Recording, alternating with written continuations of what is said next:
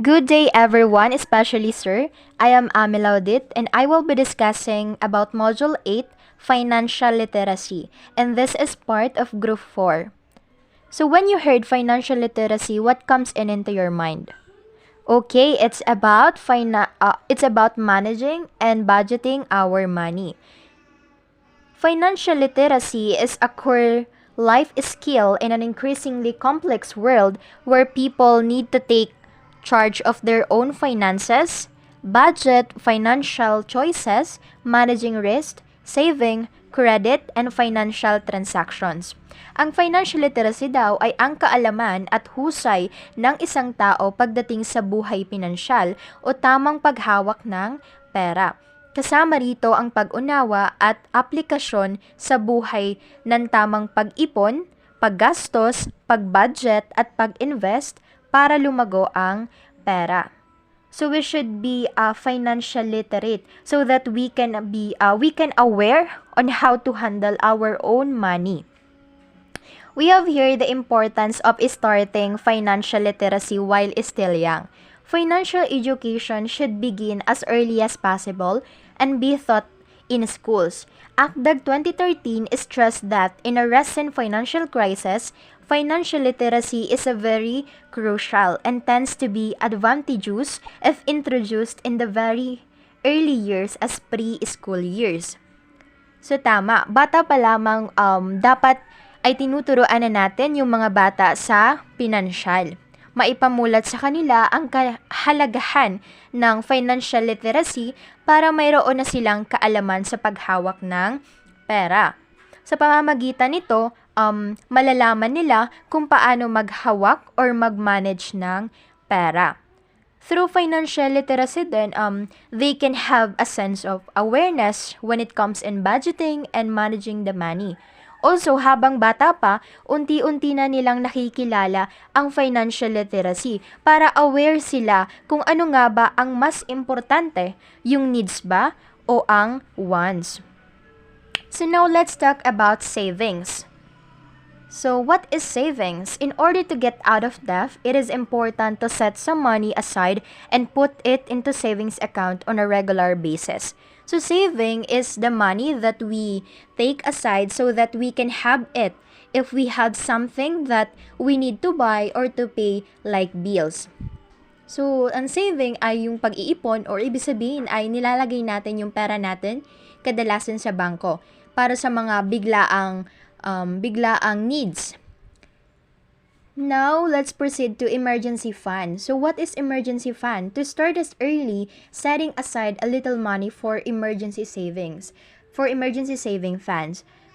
So, emergency fund is also a savings. So, it is a cash reserve that is specifically set aside for unplanned expenses or financial emergencies.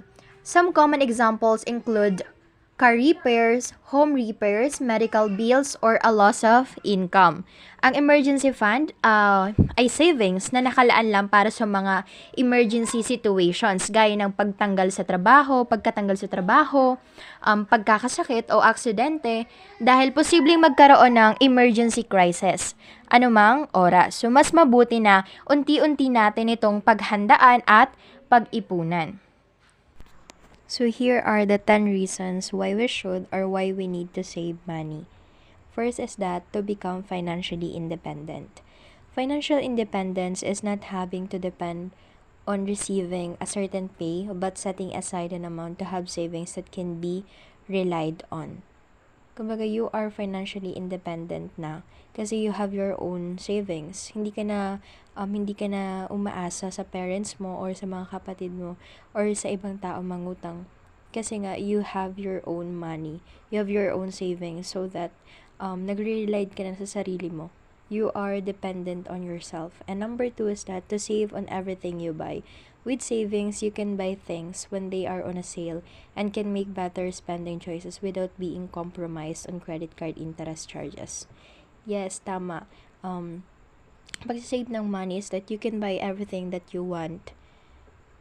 Kapag, so, sa pag-iipon is that kung may gusto tayong bilhin tapos hindi pa natin kaya, di mag-iipon tayo para mabili yun.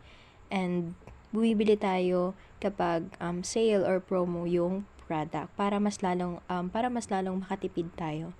And number 3 is that to buy a home or a car.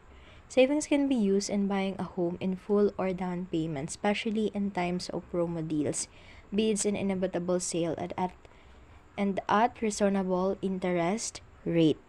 So, kung meron tayong savings, makakapagpundar o makabili tayo ng bahay at ng sasakyan. Kapag may mga promo or may mga sale, pwede tayong mag-down payment kasi meron tayong savings. And number 4 is that to prepare for the future. Through savings, you can be confident to face the future without worrying on how you will survive. Yes, kapag may savings tayo, hindi na natin iisipin yung future natin kasi we have our own money, we have our own savings, and that it also para na rin sa mga generation natin, sa mga anak natin, and makakatulong, and also hindi na tayo magwo-worry kung ano ba yung kung ano yung babayaran natin, mga ganun. And kasi meron na tayong sarili nating ipon. And number 5 is that to get out of debt. If you want to get out of debt, you have to save money. Yes, you have to save money para hindi ka magka-utang. So, if you have savings, hindi ka na problema sa pera, and also hindi ka na problema na mangutang pa sa ibang tao kasi you have your own money.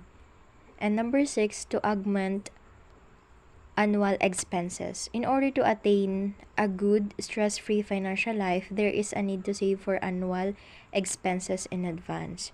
So, may mga tendency na like hindi natin mga expected na situation. So, dapat hindi natin expected na mga expenses na mga babayaran natin, mga ganyan. So, advance pa lang, dapat in advance mo na mag-ipon ka na so that para may kailanganin yung pera, may makukuhaan ka.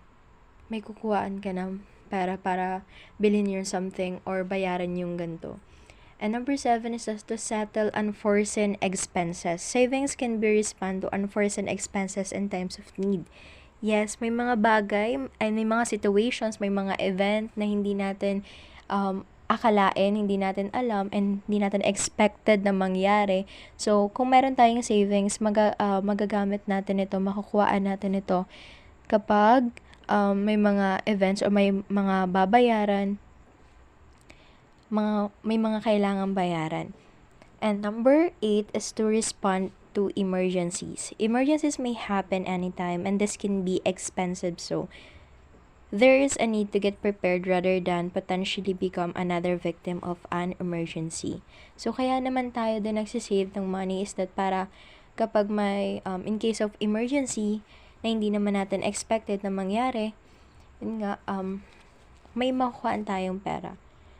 So, hindi na tayo mag-worry na mangutang pa sa ibang tao kasi nga, we have savings.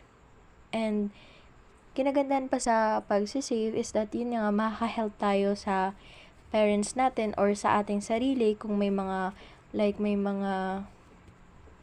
hindi natin expected na mga situations, ganyan. And number 9 is to mitigate losing your job or getting hurt. Bad things can happen to anyone, such as losing job, business bankruptcy or crisis, being injured, or becoming too sick to work. Therefore, having saving is the key to resolve such a dilemma.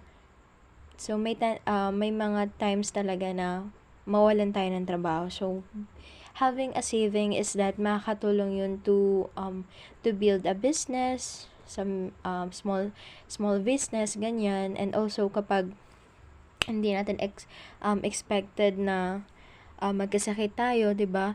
Meron tayong makukunan na pera kasi nga we have savings. And number 10, last, is to have a good life. Putting aside some money to spend when needed can bring about quality and worry-free at all times. So, sabi nga, kung meron tayong ipon, mas free tayo na mag-isip na kung ano-ano, 'di ba? Hindi tayo mag-worry na ay wala akong kakainin, wala akong pambili ng ganyan, wala akong pambayad ng ganyan sa bill or something. 'Di ba? Hindi tayo magwo-worry. So we have a good life kasi nga we have a savings. And sabi dito, it brings a good quality to our life. Talaga kasi hindi tayo magwo-worry na wala tayong pera. And also makaka-help din 'yun sa susunod pa na mga generation, 'di ba? So ayun na nga, and overall, financial literacy is very important, especially especially sa mga bata na malaman na nila agad, maturuan na sila agad kung paano mag-budget, paano mag-manage na o i-handle yung kanilang sariling pera para maging aware sila kung ano nga ba yung dapat at hindi dapat nilang bilhin. Uh, ano yung mga needs or wants na kailangan nilang bilhin. And that's all my report. Thank you.